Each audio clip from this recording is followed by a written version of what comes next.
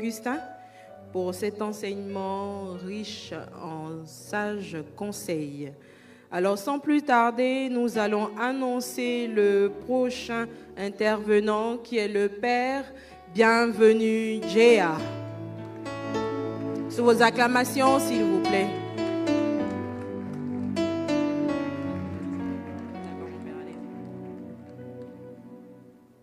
Bonsoir les célibataires. Alors je disais que ce n'est pas la journée des célibataires, mais c'est la journée des personnes qui veulent se marier. Ça c'est juste, parce que le célibat c'est un statut. Et moi j'aime pas ceux qui sont fixes alors que vous êtes venus pour vous marier. Si tu es d'accord, il faut dire un amen sérieux. Alors je dis merci au Père Augustin qui est pour moi un mentor d'avoir achevé sur une belle note. Et je voudrais rebondir sur la fin de son intervention parlant de la conclusion pour vous parler et vous partager quelque chose de simple. Alors mon thème proposé est tiré du livre de Proverbes, le chapitre 31, du verset 10 au verset 11. Qui se trouvera une femme de valeur? Elle a bien plus de prix que des coraux. Son mari a confiance en elle. Il ne manquera pas de bien dans sa maison. Parole du Seigneur. Alors, frères et sœurs, je ne voudrais pas aller dans des discours théologiques, mais vous parler sincèrement. Le texte dit clairement ici: qui trouvera une femme de valeur, une femme vertueuse? Ce qui voudrait dire que le mariage, ce n'est pas l'affaire des filles et des garçons. C'est l'histoire des hommes et des femmes. Donc, assieds-toi bien et puis on va démarrer. Ça peut aller? Le Père disait ceci, que le célibat, excusez-moi, mais c'est ça, non? Le célibat est un moment de grâce qu'il faudrait apprécier. Si tu n'as pas senti la pesanteur du célibat, tu ne pourras pas connaître de mariage heureux. Le plus important, chers frères et sœurs, ce n'est pas le mariage en soi qui est important. C'est la relation qu'il faudrait construire. Je ne suis pas venu vous dire que vous allez vous marier, mais que vous aurez l'opportunité de construire des relations qui vous pousseront à un mariage heureux. Parce qu'il y en a beaucoup qui se marient et qui vite veulent sortir. La raison est que nous quittons un statut sans pour autant quitter ce statut, juste pour la physionomie des gens et le regard des autres. Et c'est ce qui malheureusement nous donne l'opportunité de faire croire aux gens que nous sommes dans un état de pouvoir nous marier alors que nous ne sommes pas. Le texte dit une femme vertueuse, qui peut la trouver? D'abord, je pars sur le principe de qui est une femme. Est-ce qu'une femme est déterminée par un âge? Je dis non. Est-ce qu'une femme est déterminée par sa carrure? Je dis non. Mais c'est le comportement qui définit une femme.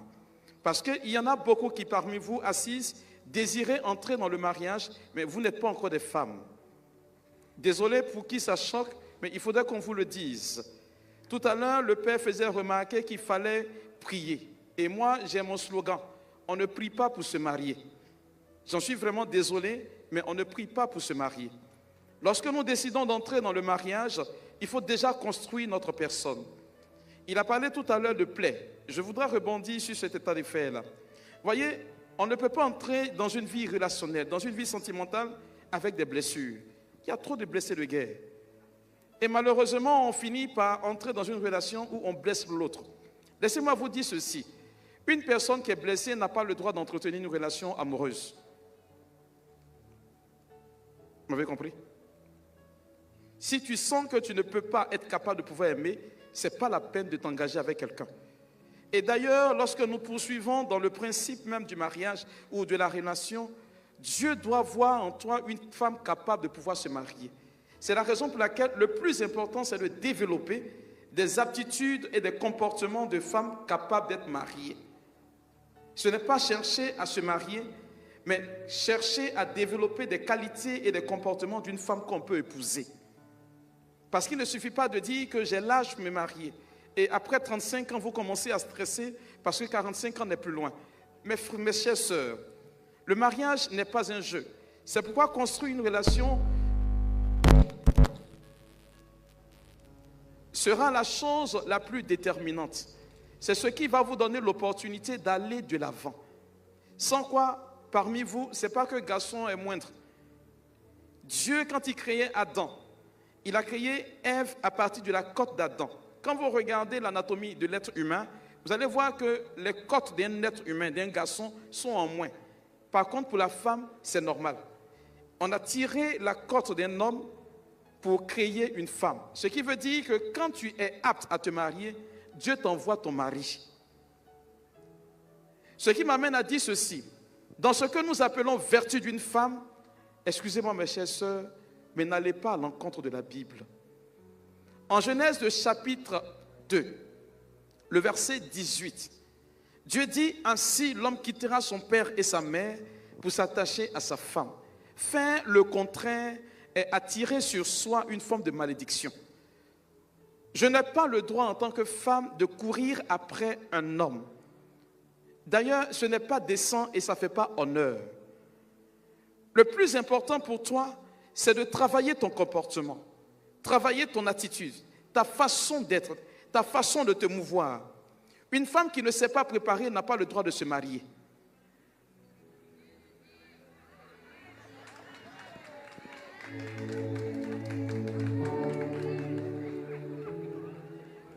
Une femme qui ne sait pas tenir une maison n'a pas le droit de se marier.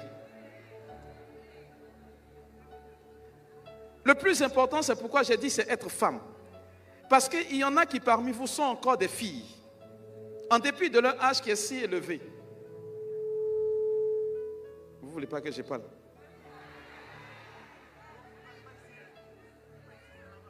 Bon, j'ai parlé.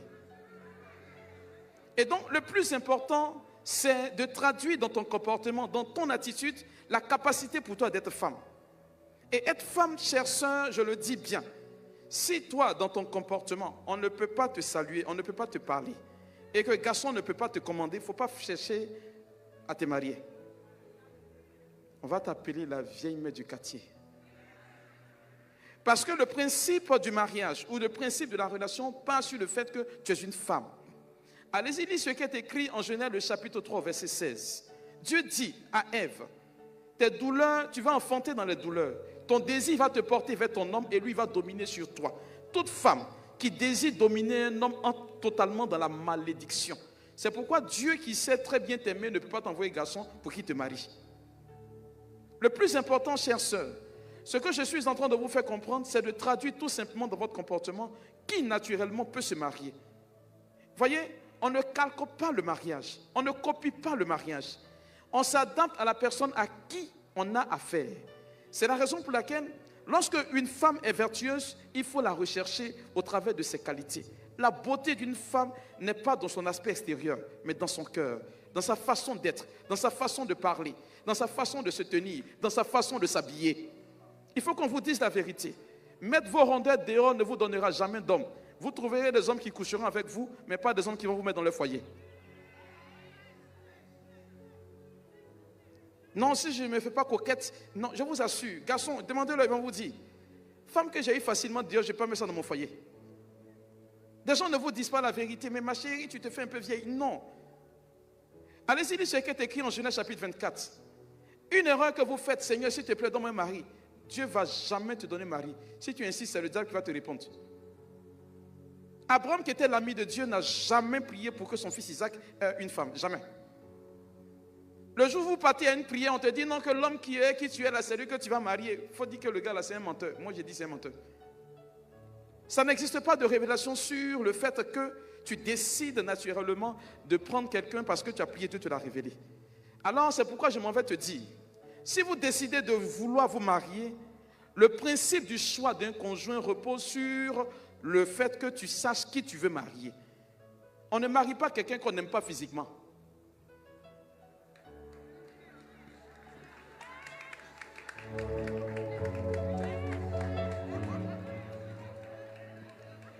Parce que le jour où il va faire la première bêtise, tu vas le jeter.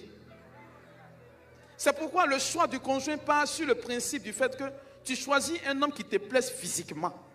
Sa taille, sa façon de marcher, sa démarche, sa façon de s'habiller. C'est ce qui est le plus important. Une telle femme, chère sœur, elle sait ce qu'elle veut. On dit qu'elle a une vertu.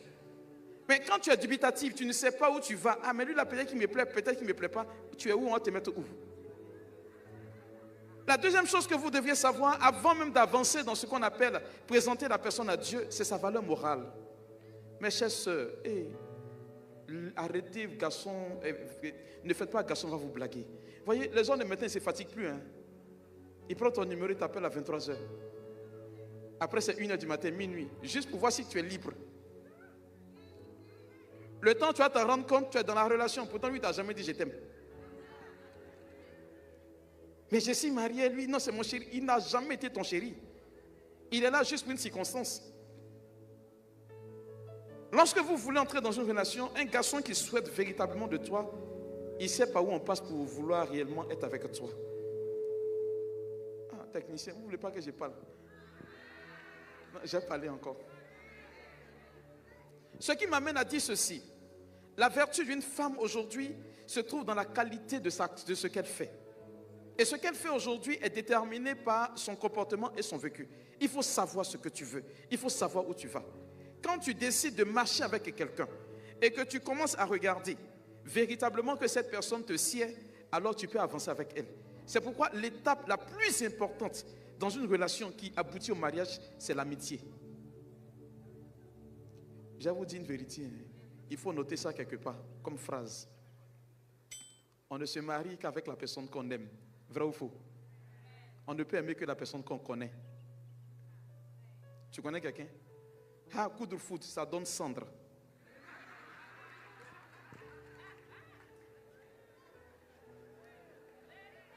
Non, il est à distance, je suis à distance. Laissez-moi vous dire que les relations à distance, à 99% échouent.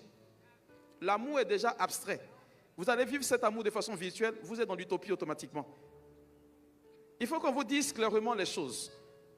Et donc, si d'aventure, vous deviez rencontrer quelqu'un, il faut que vous preniez la peine d'être ami à cette personne-là. Soyez amis, ça ne coupe pas, ça ne fuit pas. J'ai remarqué que c'est en Afrique, quand vous passez 30 ans, vous commencez à trembler. En Europe, quand tu arrives, une femme qui a 60 ans, elle n'est pas encore mariée, quand tu dis madame, elle dit, il faut dire mademoiselle. Moi, je ne sais pas pourquoi est-ce que le mariage est devenu pour vous aujourd'hui une préoccupation. Et Dieu dit que toi, la femme, tu n'as pas besoin, excusez-moi mes soeurs, mariage, ce n'est pas pour les femmes. Vous n'avez pas le droit de chercher à vous marier. C'est l'homme qui doit chercher à vous marier. Ah, vous partez où? Parce que parfois, aux assemblées de prière, Seigneur, s'il te plaît, donne-moi un mari, et puis vous allez partir choper un démon là-bas.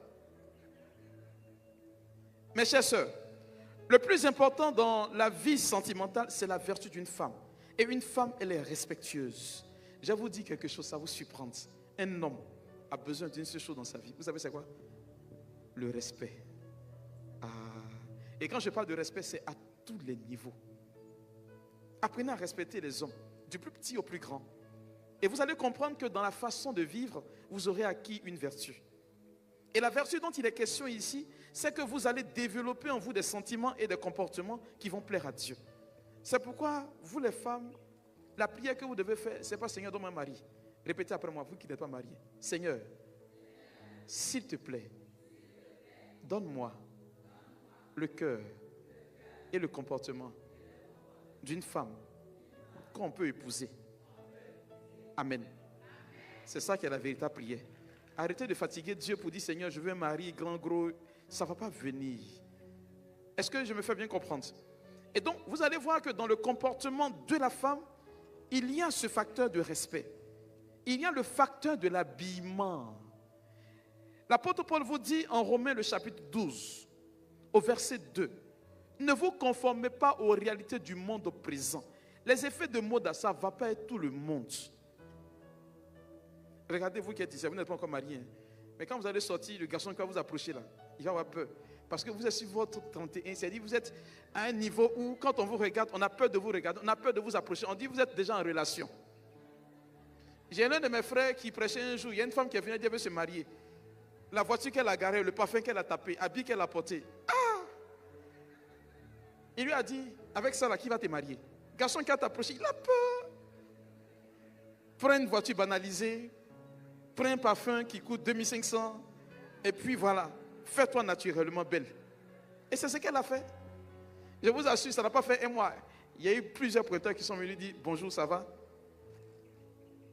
C'est pour vous traduire tout simplement que l'une des vertus d'une femme, touche ta soeur, il faut dire c'est dans la simplicité. Mais tu n'es pas simple, tu veux quoi? On ne fait rien avec toi. Des gens vont passer tout de suite, ils vont passer à côté de toi et tu ne vas jamais les voir. Pourquoi je dis amitié? L'amitié est un facteur important. Tu n'as pas été ami à quelqu'un, tu ne peux pas l'aimer. Et si tu ne peux pas aimer quelqu'un, ce n'est pas sûr que tu arrives à te marier.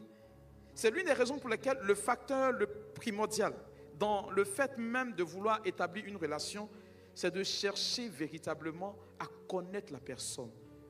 Ne confondez pas désir et puis amour. L'amour vient du désir, mais le désir n'est pas de l'amour. Un homme et une femme qui se voient sont tout de suite attrayants, c'est normal. Mais pour parler d'amour, il faut connaître d'abord la personne, son vécu, sa façon d'être, sa façon de vivre. Voilà ce qui peut conduire tout de suite à l'amour. Autre vertu que vous devriez avoir qui détermine une femme, c'est que c'est la patience. Si vous n'êtes pas patiente, vous ne pouvez pas vous marier. Et c'est le temps qui définit réellement si un homme veut de toi ou pas. Vous me direz, mon père, on a besoin de combien de temps pour vouloir se connaître? Le temps qu'il faut. Tant que toi, femme, tu n'es pas convaincue, ne va pas. Et une chose que vous ignorez, vous les sœurs, qui souhaitez vous marier, pourquoi vous doutez de vous-même? Pourquoi est-ce que vous doutez de vous-même? Quand vous regardez bien, la femme est la dernière créature que Dieu a faite sur la terre. C'est-à-dire qu'en la femme, il n'existe aucun défaut. Mais vous ne savez pas. C'est-à-dire que ton intuition te dit que le gars là c'est un menteur. Et puis tu dis non, peut-être qu'il dit vrai. Mais si tu te fies à ton intuition, ça fait quoi? Et moi je le dis partout où je prêche sur le mariage, l'intuition d'une femme ne te la trahit jamais. Mais quand tu commences à douter de ton intuition, qui aura confiance en toi? On va te balloter ça et là. Ce que tu penses là, c'est ce qui est vrai. Peut-être que tu n'as pas la preuve matérielle, mais c'est ce qui est vrai. Alors ne coupe pas, ne va pas plus vite que ce qui est. C'est le temps qui définit réellement si une personne est bonne ou pas. Sinon, vous allez passer 20 ans à vous précipiter, vous allez toujours être dans des personnes fausses. Et pourquoi je parlais de tout à l'heure de blessures? Vous voyez,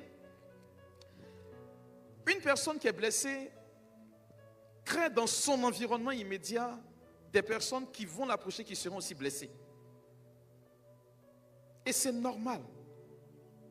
Il n'existe pas de véritable amour sans gourmet auparavant. C'est parce que vous avez été déçus qu'aujourd'hui vous savez aimer. Parce qu'une femme qui n'a pas fait l'expérience de la blessure intérieure qu'on appelle gourmet ne peut pas aimer véritablement, encore moins entrer dans le mariage. Et donc prenez cela à votre actif. Ne soyez pas rebelle avec. Que cela vous serve de leçon pour pouvoir avancer dans votre vie relationnelle. Prenez le temps de construire une relation.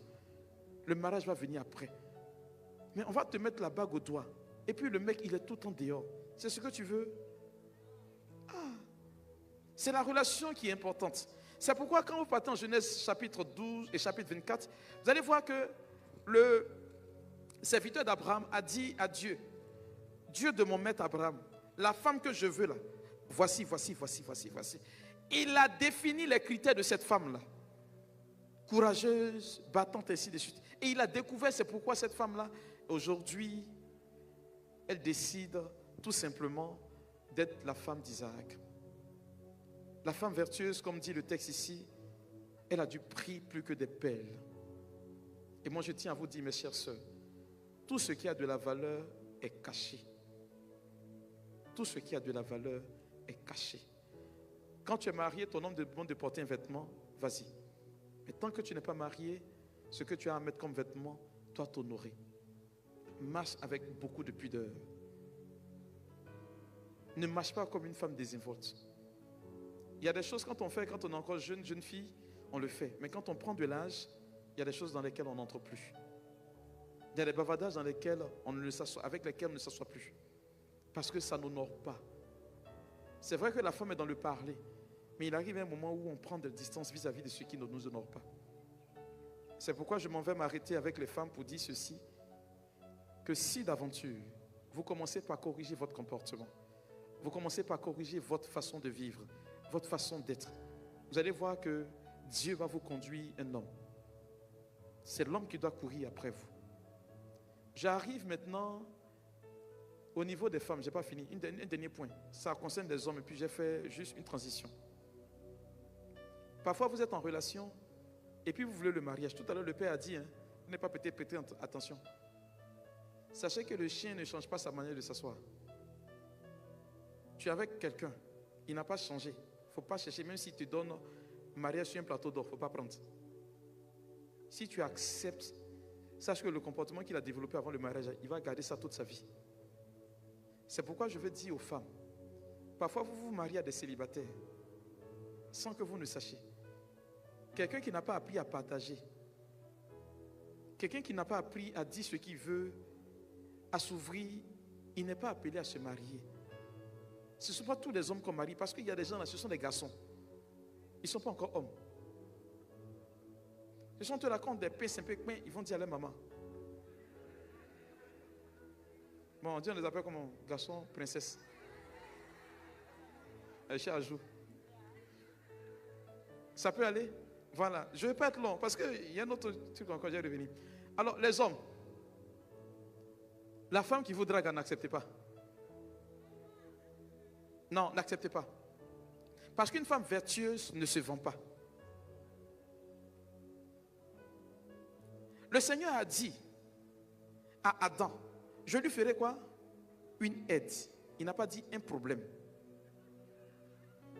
Non, la parole est précise.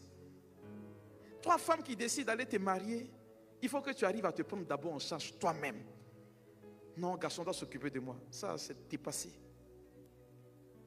Si tu n'arrives pas à t'assumer, ce n'est pas un homme qui va venir s'occuper de toi. Ah, il doit s'occuper de moi, et puis de ma famille, et puis ton argent, tu vas t'occuper de qui? Et donc, quand une femme vous drague, n'acceptez pas les hommes.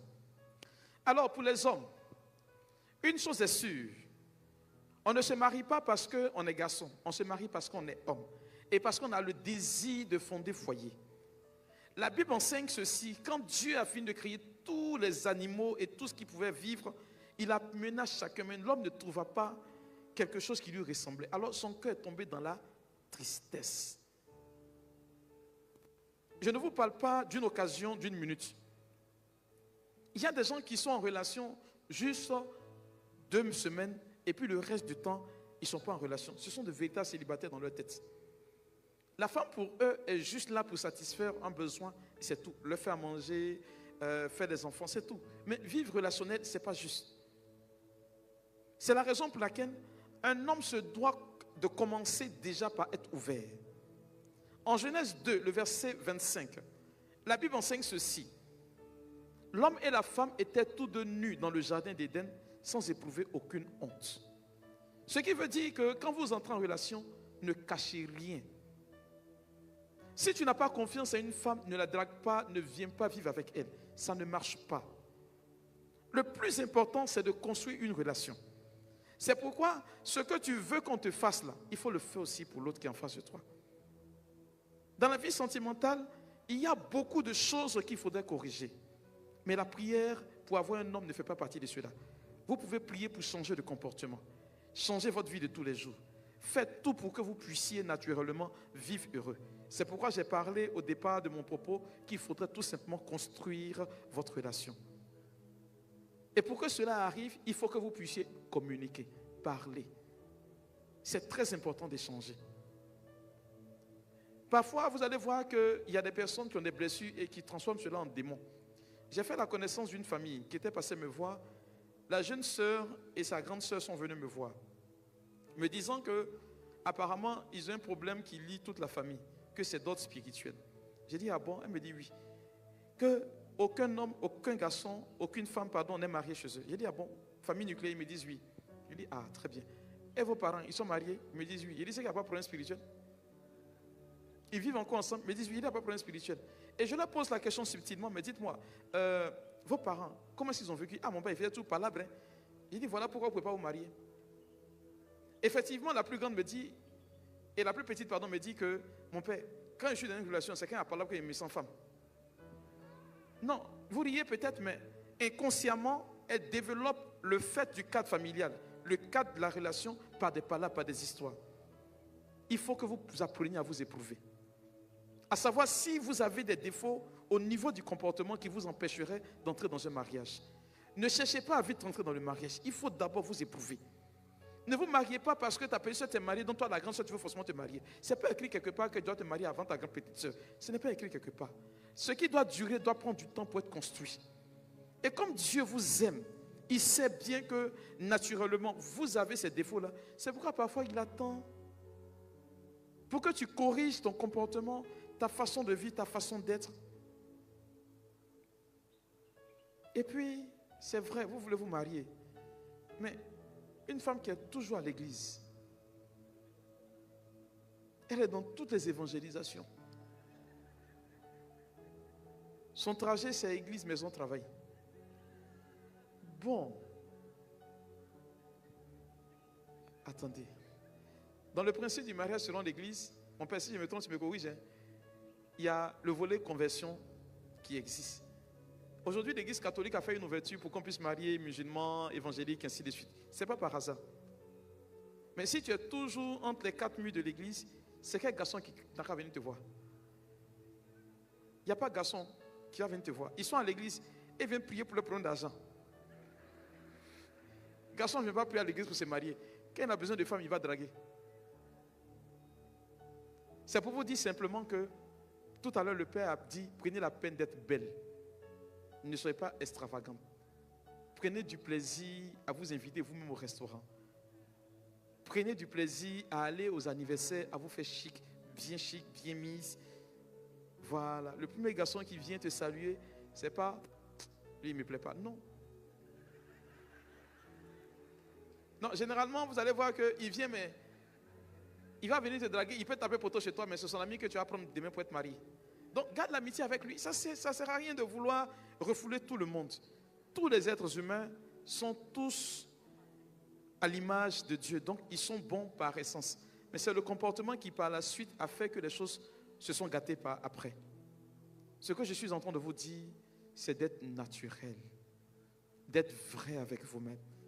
Voilà où Dieu va vous rejoindre. Voilà où Dieu peut naturellement vous donner la capacité de vous marier. Et puis, ne vous mettez aucun stress. Ne soyez pas stressé par l'âge. Ça n'a vraiment pas de solution d'être stressé pour l'âge. Aujourd'hui, vous allez voir que la science va vous dire, après 45 ans, vous ne pouvez plus faire enfant. C'est pas ça. Mais il y a des femmes qui enfantent aujourd'hui après 50 ans. Alors, donc si elles enfantent après 50 ans, à quoi bon vouloir vous stresser? Vivez tous vos moments de vie sentimentale bien. Quand tu sais que tu es blessé quelque part, il faut corriger. Demande à Dieu de te guérir. Et puis encore, vas-y. Parce qu'un enfant qui apprend à marcher, il tombe, il se relève. Il tombe, il se relève, mais il ne reste pas couché. Donc, toutefois que vous êtes tombé, il faut vous relever. Ma plus grande prière pour vous, mes chères sœurs et mes chers frères, c'est que le Seigneur vous donne la capacité de pouvoir corriger tout ce qui est erreur de votre part. Tout ce qui ne peut pas réellement vous aider à avancer et à prospérer. Afin que lui-même, Dieu, vous envoie un homme pour vous marier. Arrêtez d'aller derrière les hommes. Laissez-les venir vers vous. Les hommes, ne soyez plus faciles pour accueillir les femmes qui viennent vers vous. Que le Seigneur vous bénisse. J'ai respecté mon temps.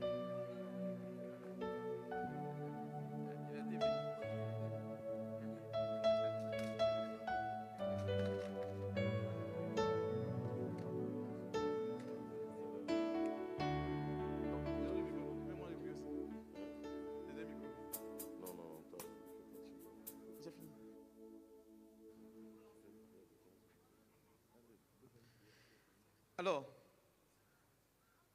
on me demande de prier. J'aimerais préparer pour le mariage.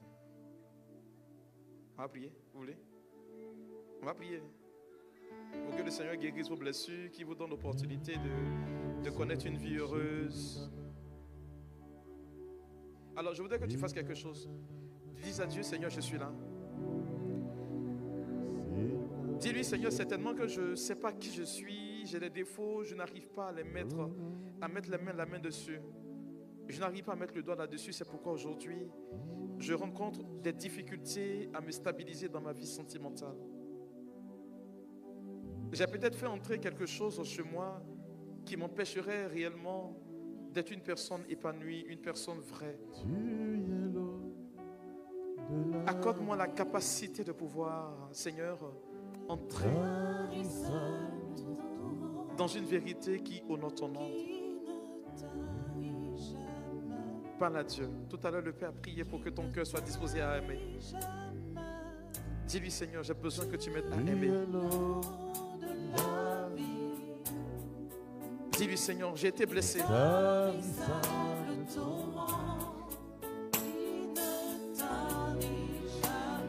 Mais je voudrais m'abandonner à toi aujourd'hui.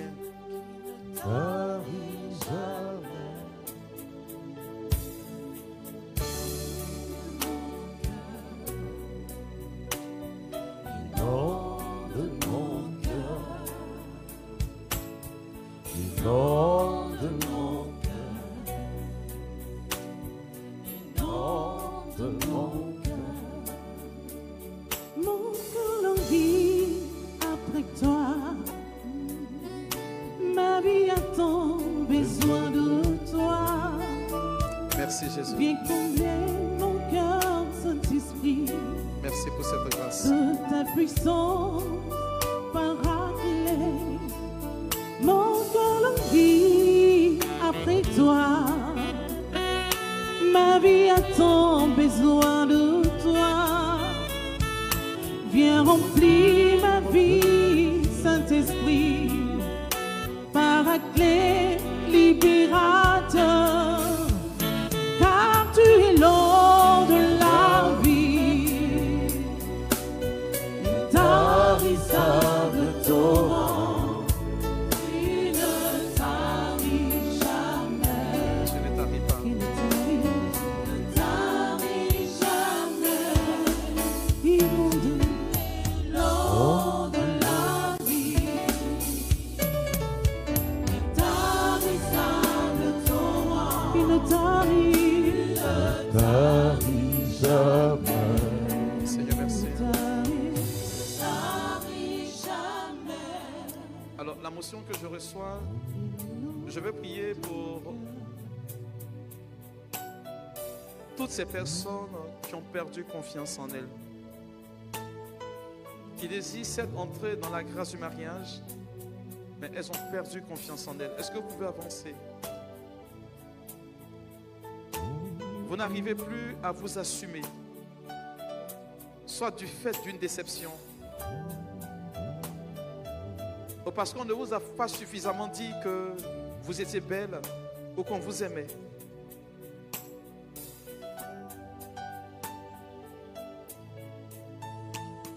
Inonde mon cœur, inonde mon cœur, inonde ma vie, inonde ma vie. Tu es l'eau de la vie, tarissable torrent, qui ne tarit.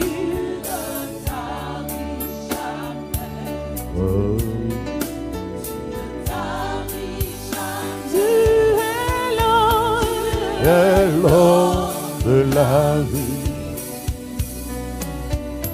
tarissable torrent. Tu ne taris jamais. Alléluia.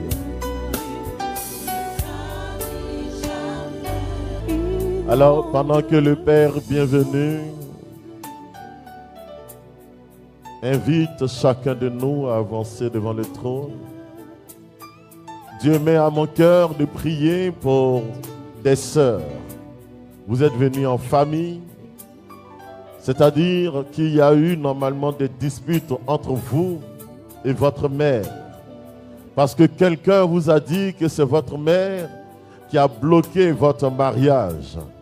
Et depuis ce jour, vous voyez votre mère comme une sorcière. Et il y a une séparation à la maison. Le Seigneur dit qu'il veut rétablir les choses dans votre famille. Ce qui a été volé ne vient pas de votre mère, mais ce sont des personnes hors qui ont appelé des esprits maléfiques, et cela vient d'une autre famille, pas de la famille de ta mère. Alors, avancez en même temps dans le groupe. Et tout à l'heure, le Seigneur me demande aussi de demander à ses frères et à ses sœurs qui ont eu à utiliser la magie noire pour séduire, pour avoir un homme, pour être l'élu. Bien vrai, pour certains, il y a 3 ans de cela. Pour d'autres, il y a encore 1 an. Et il y a la semaine, ta mère t'a proposé d'aller voir un féticheur. Et tu étais entre le doute. Et ne pas aller, ne pas aller.